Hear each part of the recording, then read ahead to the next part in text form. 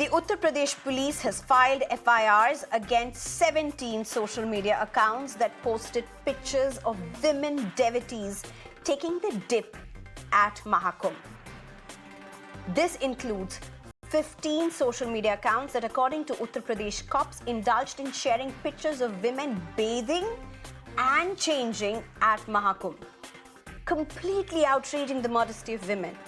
In fact, the top cop has claimed that over 100 social media accounts have been identified and over 50 FIRs have been filed.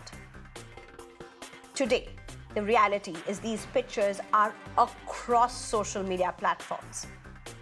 We have chosen to not show these viral pictures, bought and sold on social media and the dark web. According to cops, it's all over there.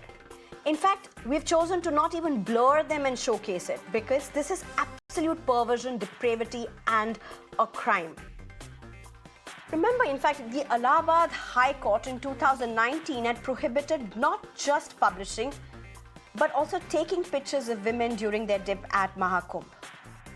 But when life is literally being lived on social media, how does one safeguard not just one's faith, but also one's dignity? How do we ensure that as women take the dip, it's not their dignity that's at stake? Ladies and gentlemen, we at Beyond the Headline have very closely been following the digital space when it comes to gender and governance. The allegations emerging from Mahakumbh must force India to take a hard look and redefine not just laws and their interpretations, but also the means used to ensure safe spaces, particularly for women. Remember, there are 58 crore devotees who have taken the dip this time at Mahakumbh so far, according to the Uttar Pradesh government figures, of which 40% are women, and most from India's urban centers, according to a research team from the Govind Ballabh Pant Social Science Institute, who also is part of the panel of experts tonight. So, ladies and gentlemen, join us as we look at what must change. How must India as a country look at what has emerged from Mahakumbh? Yes, faith at its best. But where's the dignity amid all the allegations that are emerging? I'm being joined at this point by P.K. Jain, a retired senior IPS officer, Kasthuri Shankar, who's an actor, as well as someone who has visited the Mahakumbh, Professor Archana Singh, who's a researcher, Brinda Adige, who's an activist, as well as Pavan Dugal, who's a cybersecurity expert. Thank you very much, all of you, for joining us. A very sensitive issue, but an extremely important one. Allow me to come to you first, Kasthuri Shankar. You were at the Mahakumbh. How do you look at what's emerging, the allegations that are emerging, what the police is claiming? The police has taken FIRs against social media handlers that seem to have been taking pictures, publishing them, were selling them on the dark web, on social media accounts of women who are taking dip at the Holy Kumbh, their holy dip. It's their faith that they are living at that moment. How do you look, as you are one of those many women who were part of this faith at Mahakumbh? I attended the Mahakumbh shortly before one of the most crowded days, the Magh Purnima, and I was there for 3 days and 2 nights at Prayagraj itself, and I had the opportunity, the good fortune, to be able to take multiple dips at multiple locations. So before answering your question, I must say it is incredible how well the entire event has been organized. This, I don't know, in my memory, and I'm old enough to have seen quite a lot, in my living memory, this is the biggest rock concert ever on earth. I have never seen anything like this, not just because of the number of sheer quantum of people there, but because there was so much organization, so much forethought into everything. Wherever we went, we were walking around at night, at 1 in the night, 2 in the night, and it was perfectly safe for a group of women to walk around. There was a group of women walking on bridges all night to get into Prayagraj that came after me. I was trying to help several groups get in there as an activist and as a political person. And it was completely safe. Uh, None of the people that I came in contact with before and after the trip as well had any complaints. Everybody was in jaw-dropping awe because the kind of cleanliness, the kind of organization, the police were everywhere to help. So I really have to say the government cannot be blamed for the work of some absolute anti-social. I I desist from saying the next word, but I think everybody knows what I was going to say. Absolute, antisocial, keep something alliteratively right next to it. As for, we went to a dip at 3 in the morning that there were women there wearing just a sari, no, nothing else other than, one robe and going to take a bath full of bhakti. There were guys selling flowers at that time of the morning. There were children trying to get some fruits and flowers sold, stuff like that. I've seen everything. Women were going to taking their baths with just one robe or even less, and it was not a problem. It was people were minding their own religious business. There were Naga sadhus being completely naked and flaunting it everywhere. And that was not a problem. So, really, these perverts, um, it takes every kind to make up a country. And in a city where I saw 1 crore people immersing themselves in the Ganges and in devotion, there are a few odd eggs, few bad apples who do this, who look at women, even at the Mahakumbh. They come to the Mahakumbh not to wash away their sins, but to make money out of women's bodies. It's really unfortunate. But even more than that, Sneha, you know what surprises me? Who buys this? Where is the market for people who are taking a holy dip? The women don't care. I promise you, the women in those videos don't care.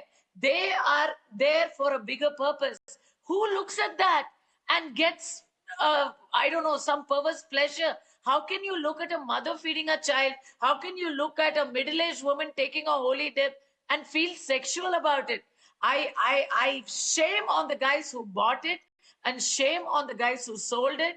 I laud the Uttar Pradesh government and the police for taking strong steps. I say shut them up for life. These guys don't deserve a life outside. Kasthuri Shankar, I totally get your emotions, and evidently they are very strong, and that's the reason why we have you here, because you are among those who went full of faith for that moment that you all have been waiting for. But here, I'm coming to my question again, and this isn't about politics alone. This isn't about politics actually at this point. You know it, and at Beyond the Headline, we've been following the digital space for a very long time when it comes to gender and laws. And I think every now and then India needs to wake up and look at how to do things that need to be done.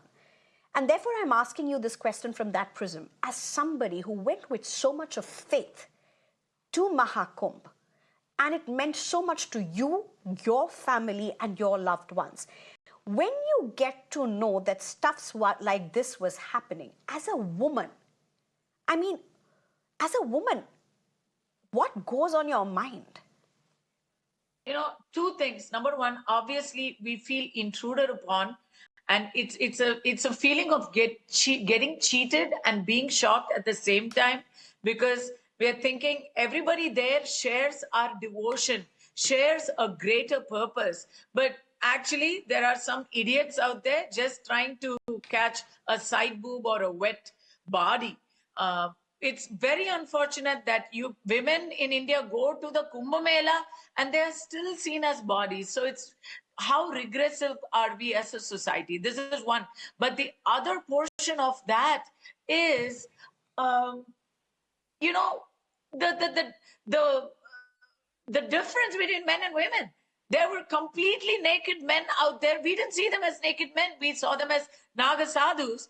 But I guess for some people, those Naga sadhus are also picture opportunities. I wonder if there is a big market out there to buy naked men pictures as much as there were for wet women pictures.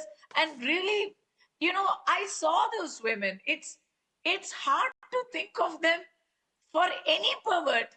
How can you think of them as objects of sexual gratification?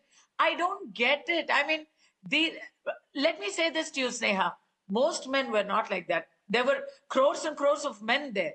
They were they were searching for a meaning to their lives. They were not searching for a body next to them to ogle at. So these people are definitely a minority, a lesser in number, but even one is bad enough. These are a bad example to the rest of society. We know that we are used to being women, we are used to being objects.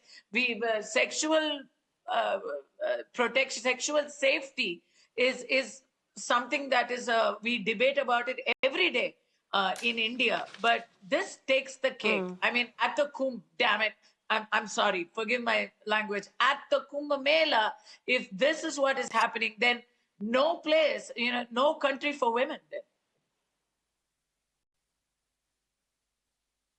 Right. In fact, briefly, we did show you some accounts as graphics, just to tell you that those accounts are not live. Those are the accounts that have been taken down.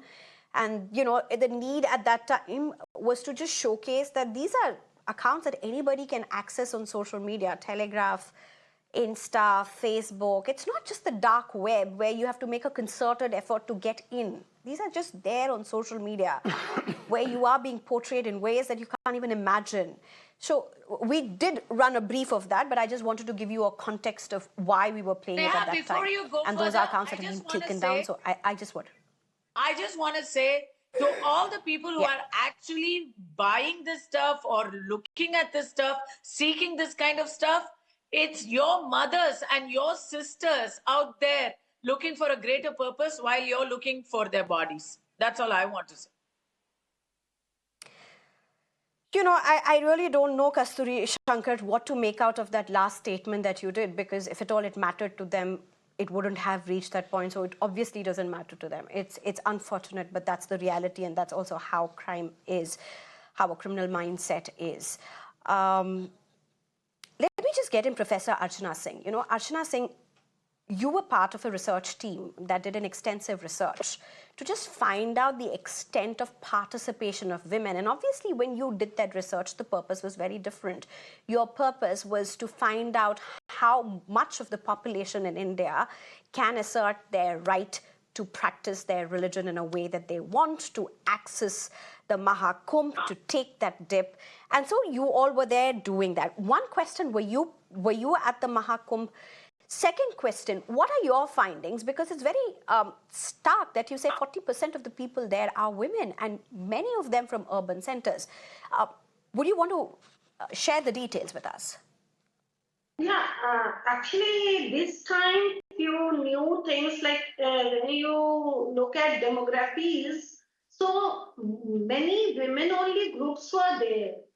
Like my previous speaker, she was sharing how she was there, and there are many young girls and women, working women who are there with women only groups. So this was quite new phenomenon, because before that this was a rare phenomenon. Mostly in religious spaces, in this kind of spaces, people go with their family, because that is another ritualistic belief ki you have to be there with your family. So this time this was new, and now the number of women is increasing. It's like almost 40%. Like when I was in 2019, and this and in spite of such a large number, these women were like feeling safe. And the same experience she shared, what I found in my research, they were sharing they are feeling themselves safe. They can sit anywhere at any time of like late night, anywhere. Police was there, and police was proactive actually. So they were looking at it. But one small like difference now when this controversy is here. In 2019, High Court was strict regarding photography at bathing ghats. This time, I think this was a bit relaxed and this happened. But this is really quite surprising because when you will be participant of that ritual or that part of that bathing ghat, that public space, you will find that bodies are liminal there. So it is surprising how it happened because for that public, body is liminal, undesirable. So what she was sharing, like Nagas. So we are not looking at bodies. We are looking at that spiritual fervor. So this was quite surprising how it happened. Obviously, few disturbing elements, and this will state is going to take strict action against that. But otherwise, Sure. other than this incident, everywhere women were sharing their happy experiences that really because women are well associated with this kind of religious experience, spiritual. They are part of all kind of spiritual experience since ancient times. And bathing is very popular Yes, among here's the what I want to cultures. ask you, Professor Archana Singh. Yes, you're right. In fact, this is where I want to come in. I'm just trying to understand the constitution of the Maha Kumbh, the kind of profile that went there, because you were part of this research, you did this research as well. So if you compare it to, say, 2019 Maha Kumbh, in 2019, because you mentioned 2019, do you know what percentage were women? And if you're saying 40% were almost women this time, most of them from urban centers is what you're saying, considerably from the urban centers, urban pockets of India. Just to give a sense of what the change has been, how was it when you compared it to, say, 2019, since you mentioned that? 3 points. One is this time women-only groups were more. In 2019, it was rare phenomena. Then young women were and working women were part of this like pilgrim crowd. And another very important thing is if you talk about mixed group, because we were documenting the mixed group like families, neighborhoods, and then villagers of same village. So in 2019, I found that if there's a group of 10 people, so 5 are women and 5 are men. Mostly this was 50-50% kind of. This time this has increased to 7 will be women and 3 will be men. So this was very interesting. And these are villagers. So women are owning this space, they are celebrating this space. Actually, this spirituality, this religiosity is part of their life work. And they are celebrating this space. And even after this incident... And so if you're saying these are villages, how much do you see women from urban centers? I mean, you did mention a lot of them are from the rural background. How much of them are from urban backgrounds, from urban conglomerates? Is there a sense of that? Do we have an understanding of how much? This time, this is like the number of urban women, it is substantially increased this time. And you can find everywhere these women's enjoying the ghats, enjoying the rituals, yes, talking to nagas, talking to sadhus, sadhvis, enjoying the performances, and even interacting with small street side vendors about their very special kind of products, because those are religious products. Right, no. So Rudraksh, and so this time Absolutely understand this. I think very, very important inputs from you, Professor Archana Singh. Thank you very much. I think this gives us the broader contours, and that's why I was trying to understand. It's kind of important to establish this in a sense that even as we are talking about crimes against women, particularly in the digital space, it's also important to understand the changing demography and the changing profile of women accessing spaces like Maha Kumbh for whatever reasons. Brinda Adige, how do you look at what's unfolded, Brinda Adige, with your years of experience of working with women? What are your big concerns at this point? Okay. Before my concerns, I think we must celebrate that Mahakumbh with all their arrangements and their facilities, have brought in a lot of women out. Because women usually do not get that opportunity, even if we talk about women in town, cities, or the suburbs. And probably all of these facilities and a lot of the advertisement that kept coming has allowed these women to also come out in groups. Because you rarely hear women coming out in groups, going out. Yes, there is a religious connotation to it, but you know, just the fact that they're coming out on their own. So that's one side, a celebration. That's right. Almost owning a public space that was for too long held by men. Or, you know, it was only more men coming there with their sisters and wives or mothers. And then this time, like the other panelists pointed out, women coming out on their own. But the other concern, what you have been talking about since the beginning of your the show, is people who've been filming women and these being sold in the dark web. No safety whatsoever. Now we know that we have a law. Why is open social media accounts? These are not dark webs only. Sorry, yes. Also the open source. And the stuff that after taking or clicking all those photos and videos, these individuals also sharing it with their own contacts and whoever it might be. So it's no longer just the dark web. You're right. But how is it that we have not been able to, when I say we, I want to take responsibility as a society, but also as the state, not passing on this message or educating people, voyeurism is a crime. You can't take anybody's photographs and videos without their express permission. We have the law, the Prevention of Sexual Harassment at the Workplace, plus the BNS that we have. You cannot take anybody's photos or videos. But somebody did it. Now, two panelists spoke that, you know, there were police all around, there was security, there was a lot of vigilance. But with all that, there have been these people who have done it. So, was that security and vigilance lacking? A. B. Is it that the state must not be getting any kind of a responsibility or not be held accountable for its very weak laws, where we are talking about the IT laws? Nobody gets punished. Very rarely do you hear somebody getting a penalty or a punishment. We've heard so-and-so has been booked and so-and-so has been arrested. But we never hear that they went out on bail, and we never hear what happened to a particular case. So there's no logical conclusion. So where is this fear of law? It's absolutely zero. It's not there. Because for some reason, everybody now thinks that if they have a mobile in their hand, it's their mobile and they can click photographs or videos of anybody.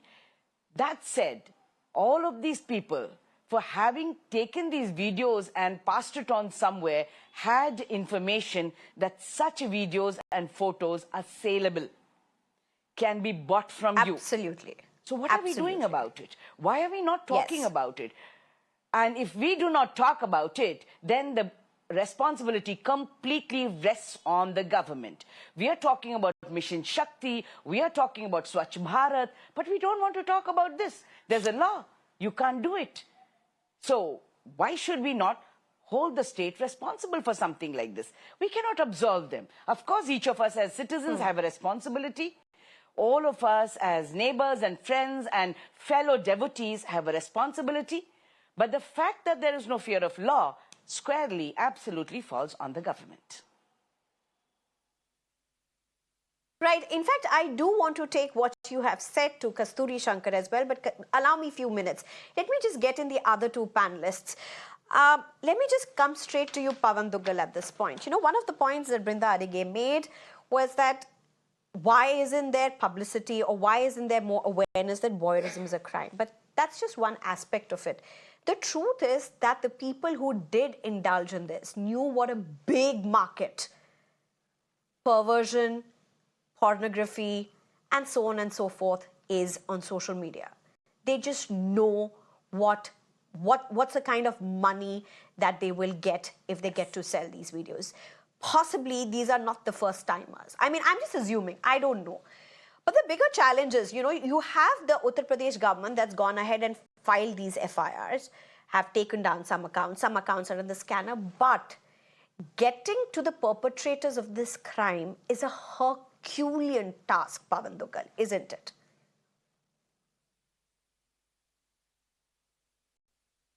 It is a massive Herculean task, but it's not impossible. The state has got the wherewithal, the means, and the will to go ahead and insist upon the service providers to provide the real identity of these account holders who have gone ahead and made those photographs. Now, for people who have actually clicked those photographs, they have committed an offence under Section 66E of the Information Technology Act 2000, as they have taken the images of the private parts of a particular person or a woman without his or her consent, knowing and intending that it's likely to invade into her privacy, when she has an expectation of privacy. In addition, when the person who's taking the photograph, he could either directly be selling it, or he could be selling it to somebody else, and somebody else is further selling it online. That being so, the subsequent offences under Section 67 of the Information Technology Act 2000 are writ large. But the problem is both these particular offences are bailable in nature, where you're entitled to bail as a matter of right. Now, once you're entitled to bail as a matter of right, what do you do?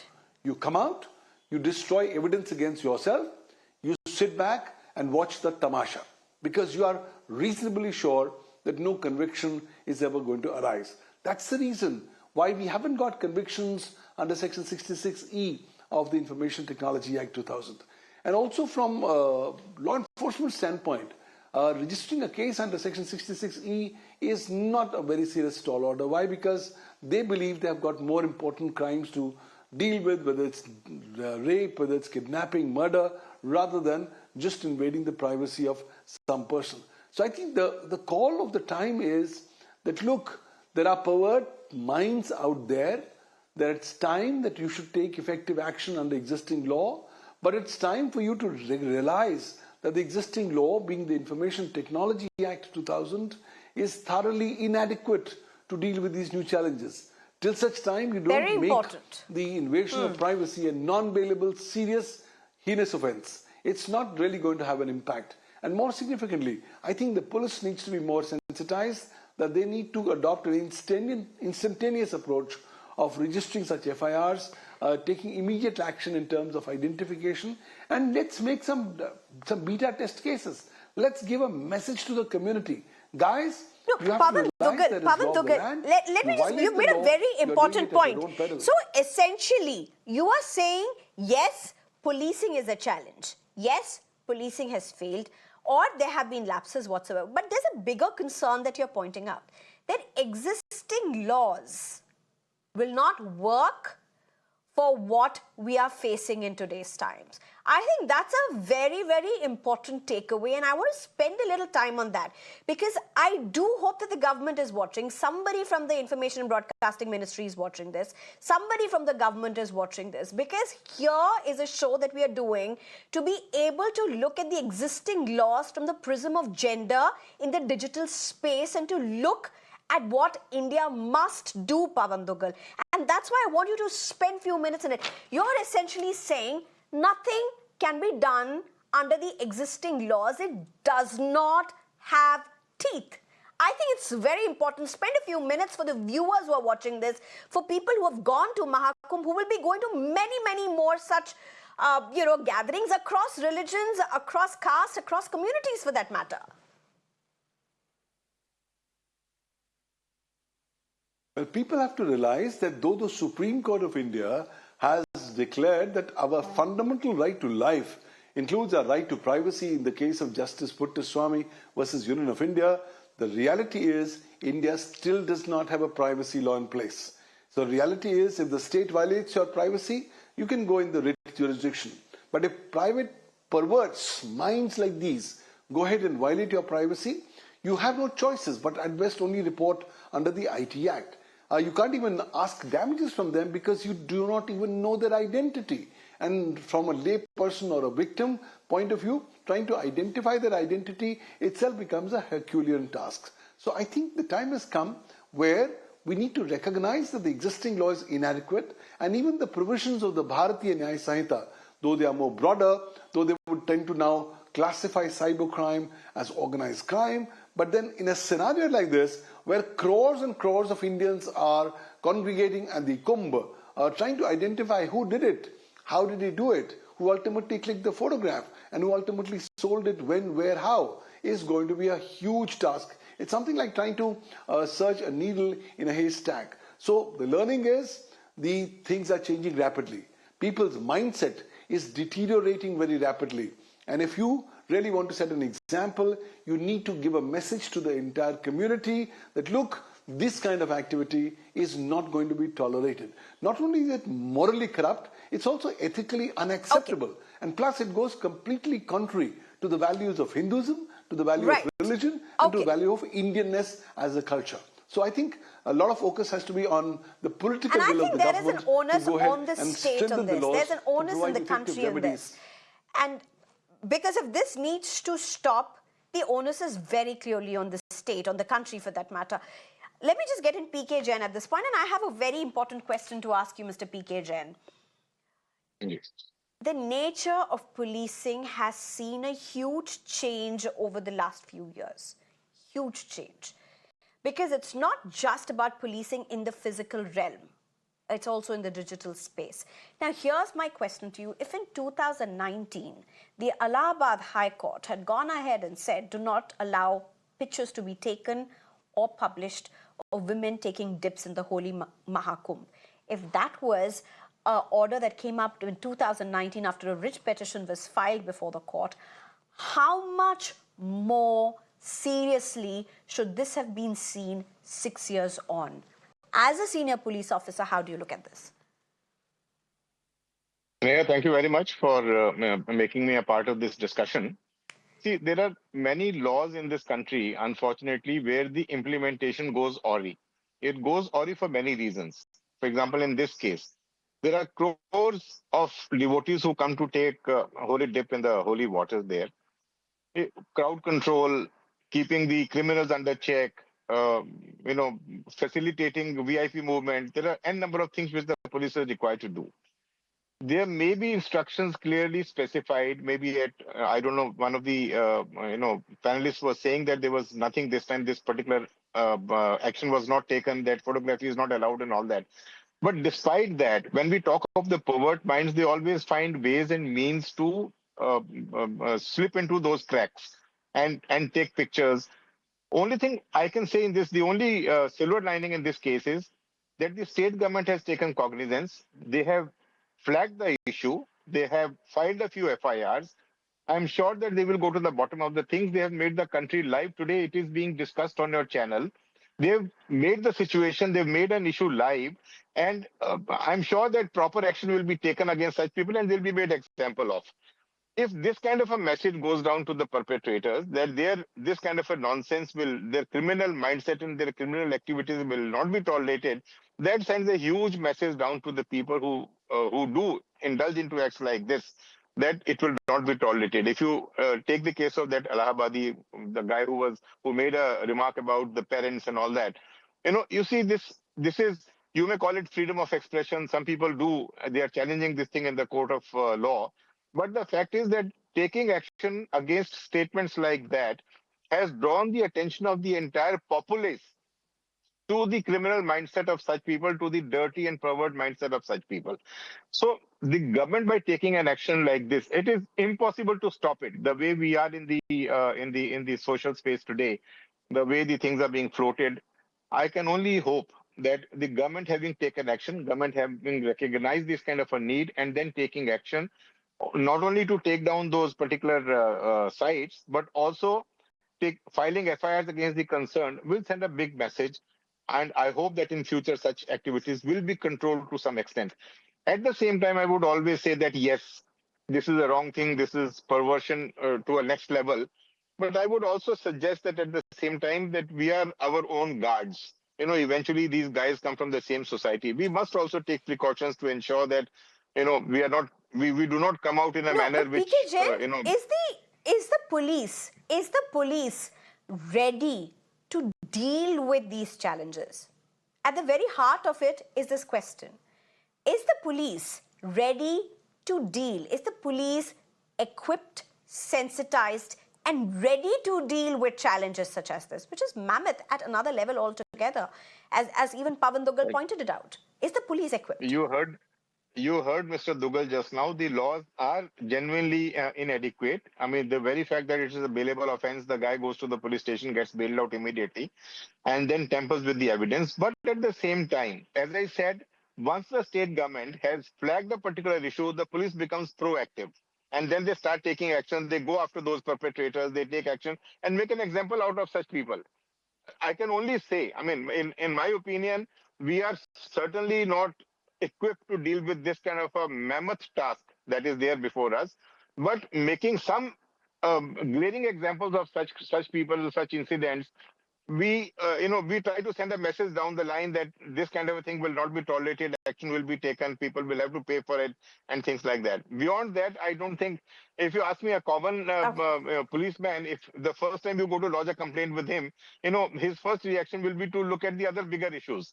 Then you have to really bring it either in the social media, or you have to take it to the senior officers before this kind of a matter would be taken cognizance of. I And don't know second whether thing is, how much of this is not the other bigger issue as well, sir.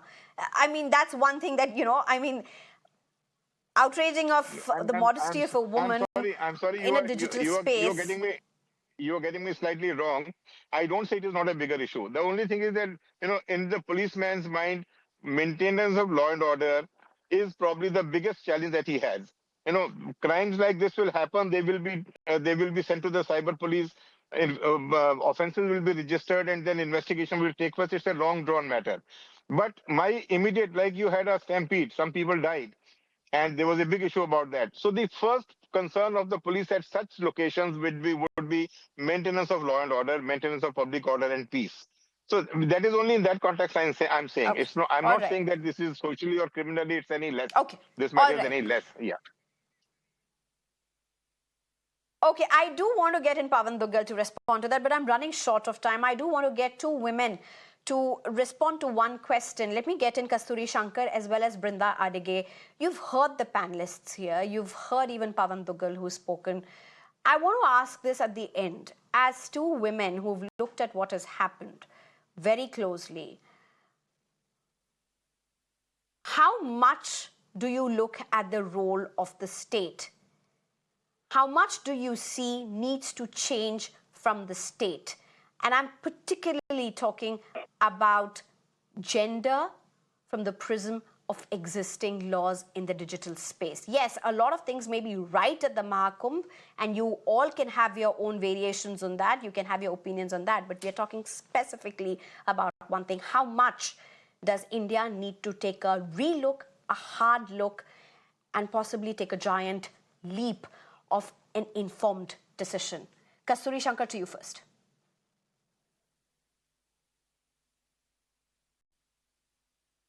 You'll have to unmute yourself, Kasthuri Shankar.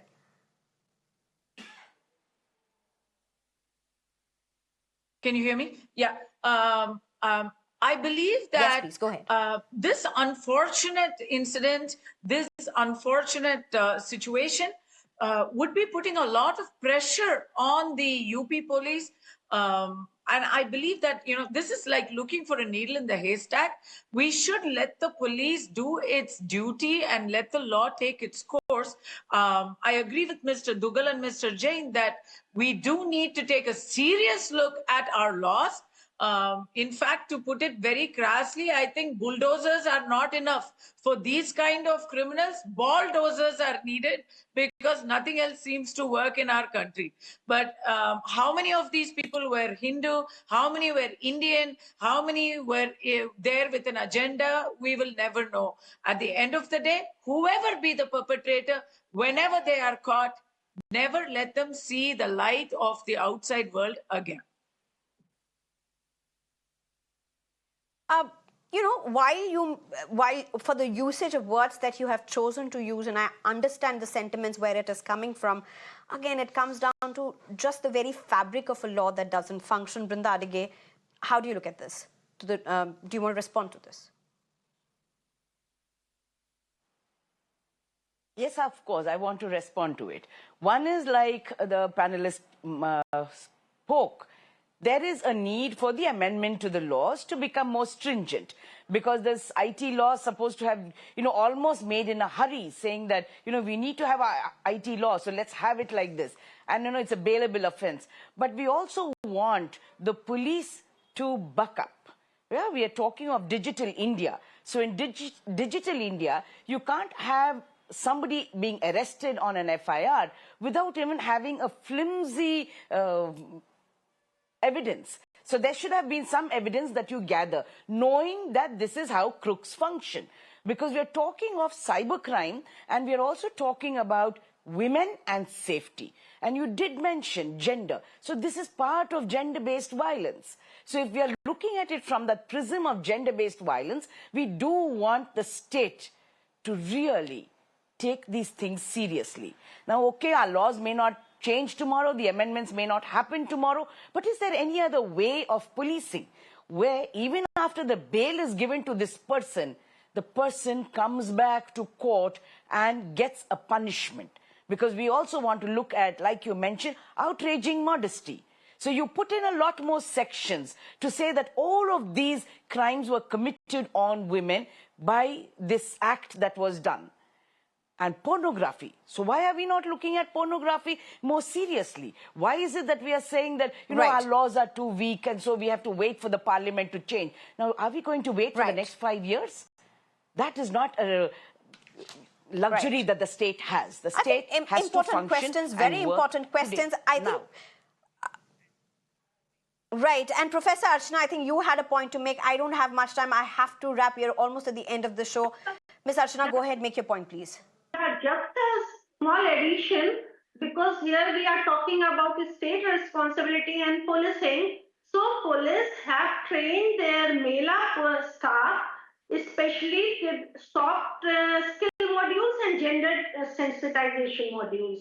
So they were aware of these kinds of problems. They were anywhere somehow visualizing some sort of gender issues in that huge crowd. So they have sensitized their staff. But this is done by some very disturbing kind of elements. So we cannot blame state. Those who have experienced the Kumbh crowd, they can say it was beyond that kind of policing. All right, ladies and gentlemen, our humble attempt has been to just bring this to the fore. You've heard all the panelists here who come with their expertise and their faith. At the end of the day, I just want to say one thing. We cannot wish this away. We cannot just wish and pray that this doesn't happen again in a country like India. And as you heard from our panelists, it has to change. The change has to start with the law. And I think governments that have been elected have a responsibility to ensure that does get in place. To my panelists, thank you very much for your time. PK Jain, Kasthuri Shankar, thank you very much for joining us and sharing the details. Professor Archana Singh, thank you for being part of this discussion. Brinda Adige, as well as Pavan Dugal, thank you very much for your time and your perspectives. It's time for a very short break.